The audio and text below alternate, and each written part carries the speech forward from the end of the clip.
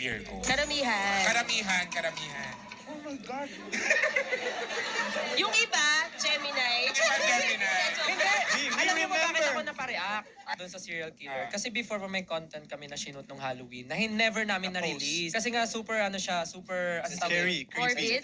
Sensitive siya and medyo disturbing siya for the audiences. Kasi even us na-experience namin yun, sobrang na-disturb po kami. So ang nangyari kasi noon, parang may mind reader. Di ba? Ang dami natin pag-usapan, biglang Halloween special na. So, ano parang may mind reader, tapos parang iba-iba kami, iba yung ginawa sa amin. Parang gano'n. Tapos pagdating sa kanya, parang pinabura yung name niya na Pablo. Tapos iba yung name na sinasabi niya. Pero pag tinanong po siya, anong pangalan mo? Tapos, Jojo. Oh, alam nila. Sabi Jojo. Tapos anong apelido mo? Wain. Jojo Wain.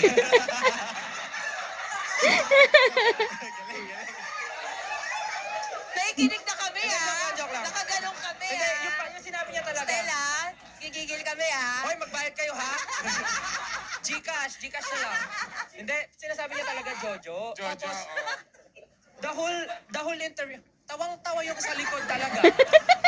Tapos yung buong video niya, may gusto daw siyang patayin. Oh. Sino yung gusto niyang patayin? Yung mind reader o ako? Ikaw. Ako!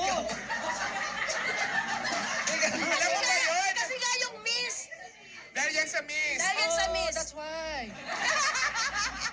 So gusto niya akong patayin. As in, sinasabi niya, binubulungan siya ni Josh. Uy, okay ka lang ba? Tapos sinasabi niya, papatayin ko siya. Gusto ko siya. Oo, ganun. Tapos yung mga mata niya. Parang under hypnosis? Yeah. Tapos pag tinitinigan mo siya, very lost yung eyes niya. Hindi katulad dati na sparkling. Wow!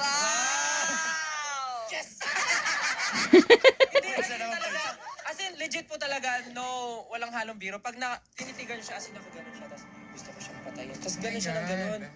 Gusto ko siyang patayin. Tapos sabi, anong patayin? Sino papatayin mo? Sabi, papatayin ko si Stella. Siya. Seryoso? Trigger warning. Pero yun po yung sinasabi niya. Tapos medyo, ano na kami, disturbed na kami lahat, even yung staff namin, yung team. Tapos mamaya bigla nang namatay yung kuryente ng buong bahay, ganun. Pero pag safe namin sa labas, yung kapitbahay may kuryente. Di nagbayad. Possible na. Tapos inisip namin, baka ano to, prank to, pero hindi. Lahat ng team talaga.